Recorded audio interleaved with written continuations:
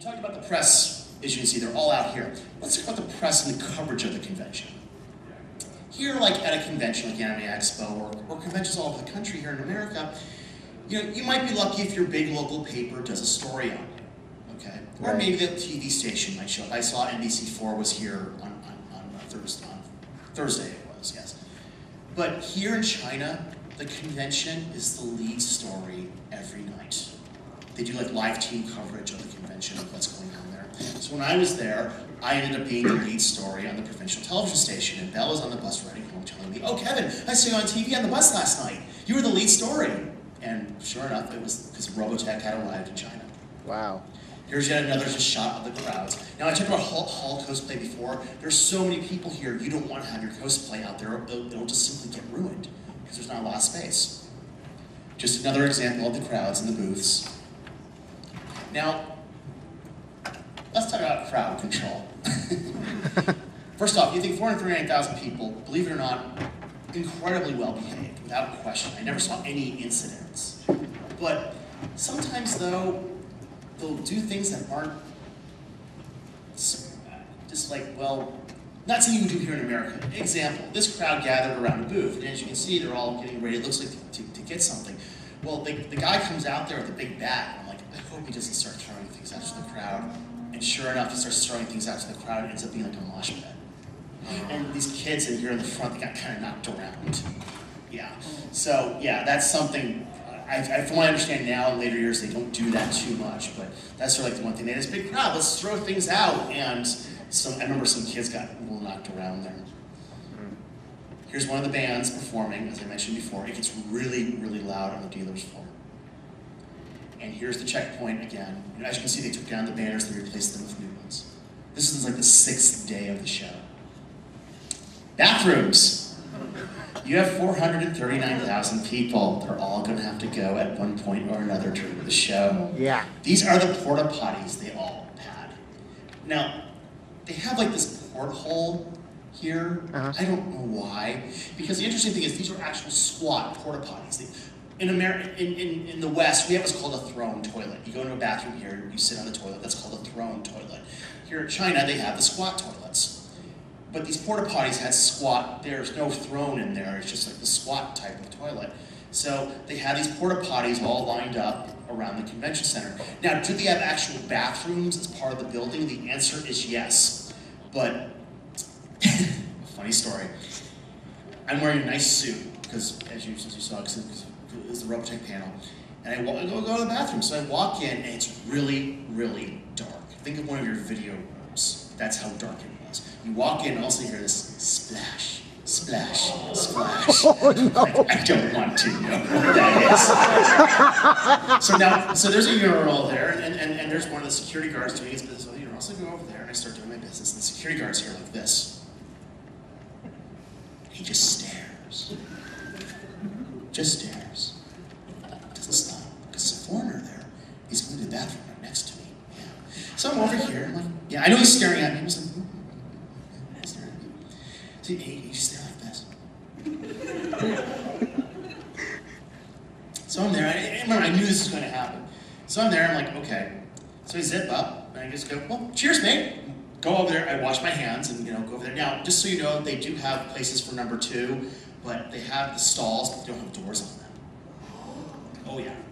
And they're squat toilets, so there's no throne. And remember, there's a splash, splash, splash. I'm in there too, and it's really dark. I'm thinking, I hope I don't slip. I'm wearing a nice suit, I hope I don't slip. I didn't, but I'm just like, splash, okay. Great, we're out of there, okay. In China, this was before the Olympics, but they were telling me, because they want to bring foreigners in, and they want to have foreigners have a good time. They're now grading the bathrooms. You know how here in LA we have like the food grading? They do that with bathrooms now in China to try because they want to improve because they began realizing they want to make it more tourist friendly. So that was the bathroom incident. Oh yeah, in bathrooms they also try to get like medicinal stuff from that urine. Well, look, I don't know. I didn't go that far with that. And it's almost as expensive as gold. But, This is FM 1054, Radio Hangzhou, the provincial radio station. They actually built a soundproof booth inside the convention center and broadcast there live every day for 8 days from the convention center floor. Now, I talked about before about English, and English was everywhere at the convention. Almost all signs were in Chinese and English, but as I said before, they don't have a quite grasp of the language yet. I know it's almost impossible for you guys to see, so I'm going to read what the sign says in English. The sign says, "The person struggles much to defend burglars sincerely." That's what it says in English. And I asked Bella, what does that mean? And she goes, oh no, it's actually the sign means keep an eye on your belongings, beware of pickpockets, that type of thing. Awesome.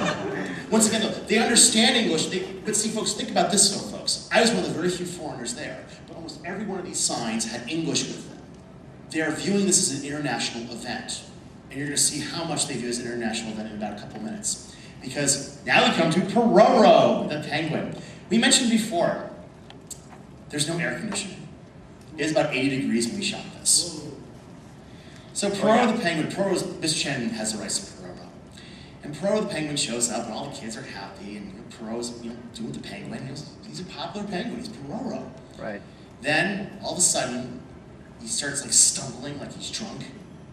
And like somebody yells, like he's overheating. So we have to get this suit, get this, whoever's inside of the suit. I end up taking the head, I lift it up. Now think of this head staring at you like this, like this big head. And it's just staring at me like this. And I kind of put it down on the table so it's like a beheaded Pororo. And inside there's this scrawny, like 16-year-old kid, and sweat is like pouring off of him like a waterfall, okay? And like we get him some water, we get him some towels, and we put him off like in a little, such as you can, a private area of the booth. And we clean him off there. I'm like, this kid's done. I mean, there's no way he can do this again. It's getting even warmer right here. Remember, there's 87,000 people in the convention center that day. Okay, so it gives you an idea how warm it gets inside the convention center. Like, this kid is done. He's not going to do this. I mean, come on. This is like dangerous. But sure enough, after like 10 minutes, I just remember he just sort of points to the head. It's like, so I grab the head, we put the head back on, and then Pororo waddles off, and we cleared the kids away, but then once Pororo came out, the kids went, yay! And the kids all come around, and he walked off. I just saw Pororo, the back of this blue penguin, walking off into the distance. I thought, that's one dedicated cosplayer right there. But folks, we also got some very interesting VIP news. This gentleman in black showed up to the booth, and everyone came up to him and says, oh, Mr. Kevin, there's someone we want you to meet. He runs the city, but he's above the mayor.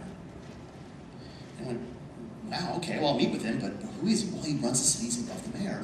So we get closer to him, we get more and more nervous. I say, well, who is he? Well, he runs the city, but he's above the mayor. Like, how can that be?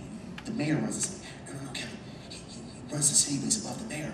And as we get closer to him, they get very, very nervous. And they go, well, he runs the city, but he's above the mayor.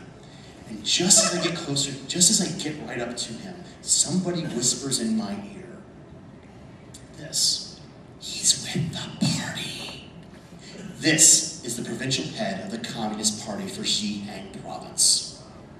This would be the equivalent of Governor Arnold Schwarzenegger showing up to Anime Expo, to put this into a sort of Western perspective. And he comes up there and he wants to meet me because I was a foreigner who came there and, it was a big deal. And he goes, oh, what do we have to do to bring more of your friends over? We want more of you coming over here. What are we going to do? I love Robotech. My kids love Robotech. It's such a great show. I'm like, my God, it's the provincial head of the company. He starts going, really excited too. And I go, my God, I'm talking to the provincial head of the Communist Party. And he's like, kind of like acting like a fanboy. It was just weird. And he goes to me and goes, oh, you are coming to the palace tonight, aren't you? I guess I am now. Miss Chairman, we're going to the palace. And that's what happened. So when he invited us to the palace, Chairman Mao, when he was chairman running China, had a palace in Hangzhou. It is now a 5-star luxury hotel where they had a special reception. And here's a shot of the palace itself. And this is on the other side of the lake, and they had a special industry reception for all the industry people, and the provincial head of the Communist Party personally invited me to this reception. And you go inside the area, and here's what it's like inside. It's all the industries. This is just an industry-only event. Mm-hmm. You know, here's Miss Chen and Bella here. You can't quite see it. You might see the soda cans behind her. Think of a room about this size, and think of a big U just filled